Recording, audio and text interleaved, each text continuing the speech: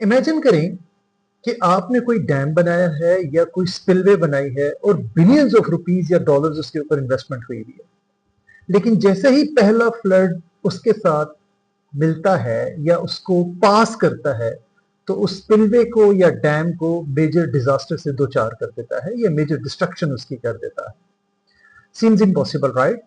But history tells us that this is what happened around the world, where they have constructed so many mega infrastructures, hydraulic infrastructures, और जब भी उनके साथ flood पास हुआ है तो उसको मेजर डिस्ट्रक्शंस हुई हैं। इसी चीज को ओवरकम करने के लिए दुनिया में तमाम ऐसी जगहों पर जहां पे मेजर हाइड्रोलिक इंफ्रास्ट्रक्चर डेवलप किया जाता है, उनकी पहले फिजिकल मॉडलिंग की जाती है। हमारी आज की इस वीडियो के अंदर हम समझेंगे कि फिजिकल मॉडलिंग होती क्या है और आखिर ये इतनी इंपॉर्टेंट क्यों है। तो हम जानते हैं कि फिजिकल मॉडल बेसिकली किसी भी मेगा स्ट्रक्चर का एक मिनिएचर होता है जो कि हाइड्रोलिक लेबोरेटरीज के अंदर उसको डेवलप किया जाता है, और हम ये जानने की कोशिश करते हैं कि किस तरीके से वाटर प्रेशर, वाटर वेलोसिटी या वाटर डायनामिक्स उस इंफ्रास्ट्रक्चर के ऊपर इंपैक्ट डालती है। याद रखिएगा, वाटर हमें जितना सिंपल नजर आता है यह हकीकत में उतना ही एक कॉम्प्लेक्स फिनोमेना है।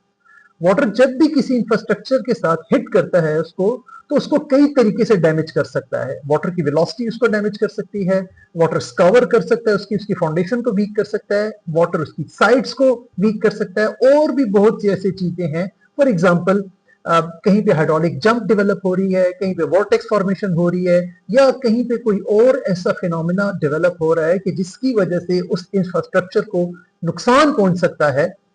तो इन तमाम चीजों को ओवरकम करने के लिए हम फिजिकल मॉडलिंग करते हैं। अब फिजिकल मॉडलिंग में नॉर्मली इंजीनियर्स पर्सपेक्टिव में क्या चीजें देखी जाती हैं? सबसे पहले देखी जाती है कि वेलोसिटी कैसे बिहेव कर रही है वाटर की टुवर्ड्स द स्ट्रक्चर। दूसरी इंपॉर्टेंट चीज है, कहीं पे कोई हाइड्रोलिक जंप तो नहीं डेवलप हो रही। अगर हाइड्रोलिक जंप डेवलप हो रही है तो अभी इसी फिजिकल मॉडलिंग की स्टेज के अंदर हम उसको इंप्रूवमेंट कर सकते हैं। तीसरी इंपॉर्टेंट चीज ये है, कहीं पे वॉर्टेक्स फॉर्मेशन तो नहीं हो रही, कहीं पे कोई और फिनोमेना तो डेवलप नहीं हो रहा। तो याद रखिएगा, फिजिकल मॉडलिंग की जो कॉस्ट समटाइम आपको बहुत बड़ी नजर आती है, वो उस इंफ्रास्ट्रक्चर के फेलियर के मुकाबले में निग्लिजिबल कॉस्ट होती है। एक दफा अगर खुदा न खास्ता आपको कोई मेजर इंफ्रास्ट्रक्चर फेलियर में चला जाए तो उसकी रिपेयर, मेंटेनेंस या उसको रिकंस्ट्रक्शन के ऊपर जितनी कॉस्ट आपकी आती है, मेरा ख्याल में उसकी 100 या 1/10 भी नहीं होती जो हम फिजिकल मॉडलिंग के अंदर इन्वेस्टमेंट्स करते हैं। अब यही फिजिकल मॉडलिंग के अंदर हम चेंजेस कर सकते हैं, क्योंकि इन बिहेवियर्स को देखने के बाद हम डिसाइड करते हैं कि कहां पे हमने किस चीज को इंप्रूव करना है। और जाते जाते एक और बात मैं आपको बताता चलूं कि फिजिकल मॉडलिंग कोई ऐसी चीज नहीं है कि जिसके बगैर हम चल नहीं सकते। ये बहुत से लोगों का ख्याल है। उसका जवाब देता चलूं मैं कि बहुत से ऐसे कॉम्प्लेक्स फिनोमेना हैं जिनको हम न्यूमेरिकल मॉडल्स के जरिए से सॉल्व नहीं कर सकते। दुनिया में जब भी हम मॉडलिंग करते हैं तो हमें या हाइड्रोलिक मॉडल करना पड़ता है या हमें हाइड्रोलॉजिक मॉडल करना पड़ता है। लेकिन जो मैंने आपको बातें अभी अर्ज की हैं, स्कावर कैसे बिहेव करता है, उसके आगे वॉर्टेक्स कैसे होती है, हाइड्रोलिक जंप्स कैसे होती है, या और कैसे फिनोमिनल्स होते हैं, जब तक कि वो फिजिकल मॉडल्स के अंदर गो नहीं जाती हम उनको प्रॉपरली देख नहीं सकते। लिहाजा हमें ये इंश्योर करना चाहिए कि जब भी कोई मेगा इंफ्रास्ट्रक्चर बनने जा रहा है, चाहे वो डैम है, चाहे वो स्पिलवे है, चाहे वो फ्लड प्रोटेक्शन है, जैसे स्पर्स वगैरह हो सकते हैं, हमें इसके लिए फिजिकल मॉडल्स का होना हमारे लिए बहुत जरूरी है, ताकि हम फ्लड डायनेमिक्स को या वाटर डायनेमिक्स को बेहतर तौर पर अंडरस्टैंड कर सकें और अकॉर्डिंगली हम उसके अंदर मॉडिफिकेशन कर सकें।